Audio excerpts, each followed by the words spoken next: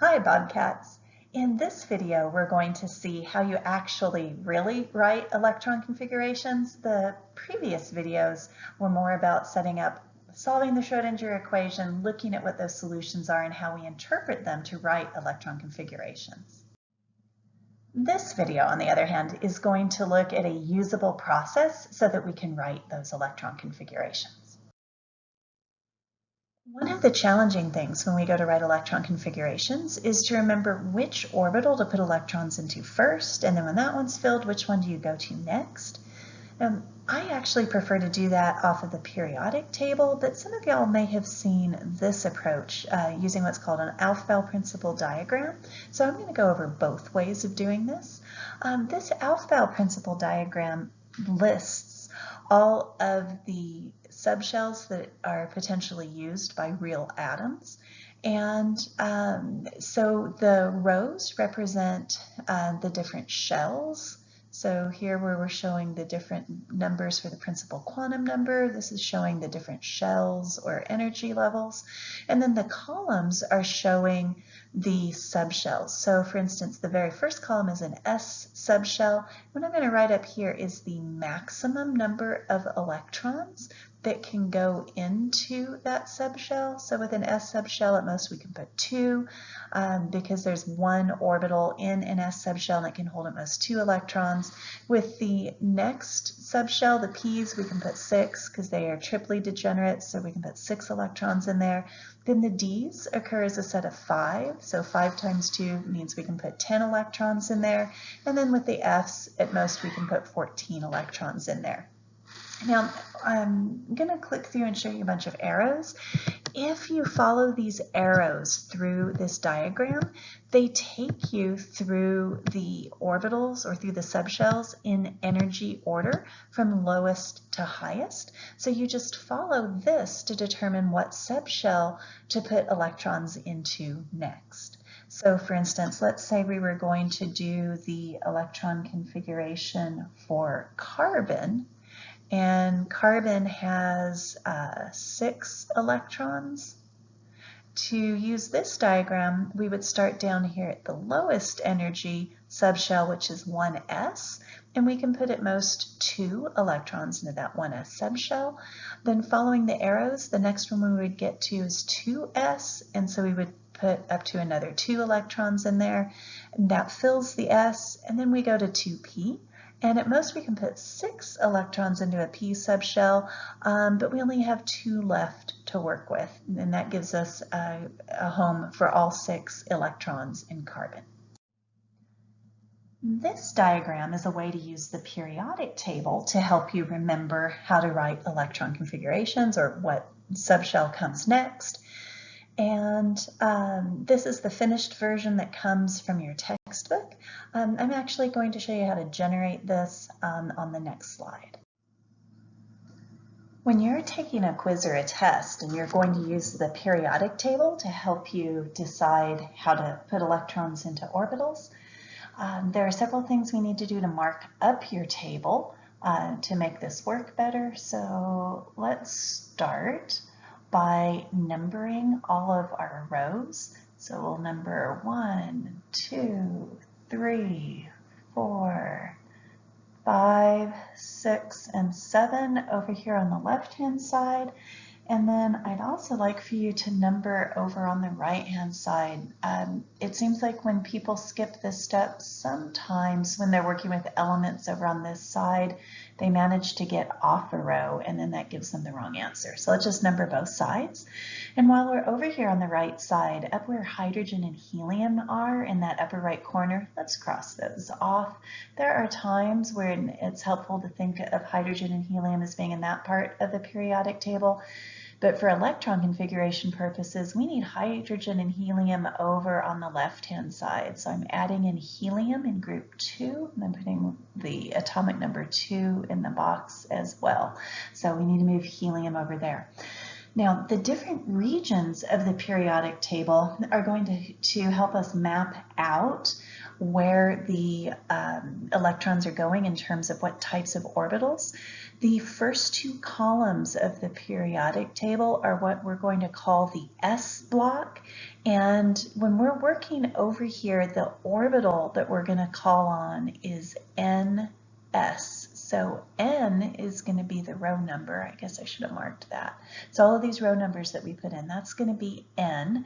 And if we're working with the first two columns of the periodic table, that will be an S subshell.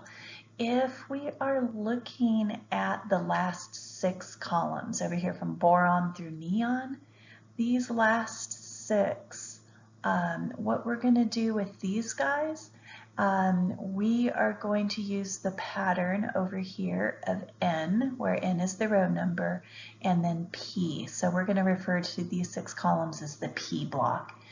In the middle, with these 10 columns that land in the middle that are called transition metals, we're going to refer to these as being the D block. And when we're writing the electron configurations, it will be D orbitals that we're putting these into, but we're not going to use the row number. We are going to use one less than the row number, so that if we're doing chromium, those last electrons, instead of going into 4D, because it's on the 4th row, they're going to go into 3D. We're going to be off by 1 here in the D block. And then last but not least, way down at the bottom where it says lanthanides and actinides, these groups down here, we're going to use N-2F. So these are F block elements. They're the positions that they hold for electrons are going to represent F subshells. And this whole block of lanthanides and actinides really should be inserted up here into the periodic table where I'm squiggling that break point. So we skip in the periodic table from 57 to 72. So if we're on 57, to find 58, we have to come down here. And then when we're done with 71, over here at lutetium, we're going to go back to the D block with hafnium. So those 2 rows down at the bottom really do need to be inserted here in the middle of the D block. Now, how are we going to use this to write electron configurations? Well, the thing about electron configurations is that they all follow the same pattern, so they all look alike. It's just we stop at different places with different elements. So for instance, let's say we are going to write the electron configuration for chlorine. When you look in the periodic table at chlorine, chlorine is right over here in the halogens. It's atomic number 17, which means to write its electron configuration, we need to find a home for 17 electrons. So here's what we're going to do. I'm going to write this up towards the top. I'm going to write chlorine, and we're going to write its electron configuration. We need to find a home for 17 electrons. Well, the first electrons that we place, in order to figure out where these electrons go, we're going to interpret the atomic numbers in the periodic table is telling us where that electron goes. So for instance, hydrogen and helium have atomic numbers 1 and 2. So for now that we know that chlorine has 17 electrons, we don't care about the elements on the table anymore. We just care about the numbers and what block they're in, the atomic numbers and what block they're in. So electrons 1 and 2 appear over here in the S block where the pattern is NS. Well, 1 and 2 are on the first row of the table, so we're going to write 1s. And the fact that we need those 2 electrons means we're going to write an exponent of 2. So 1s2 gives us the home for the first 2 electrons.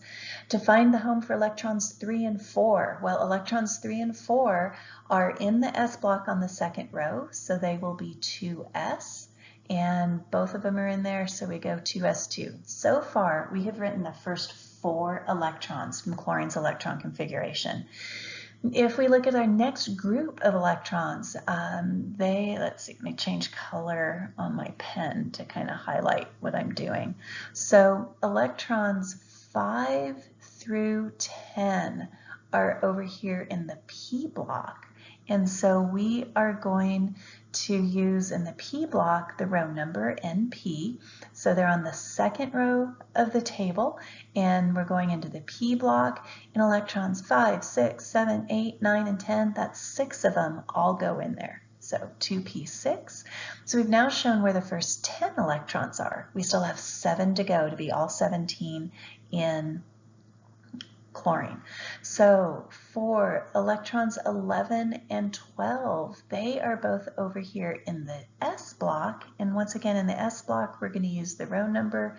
So it will be 3s, and we're putting 2 into that subshell.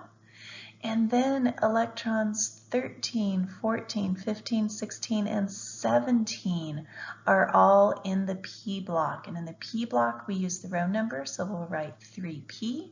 And then those electrons, that's 5 of them. It's not the full 6.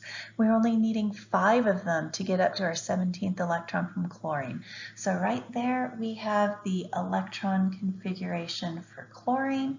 The position of each atomic number in the periodic table is telling us what orbital to put that electron into.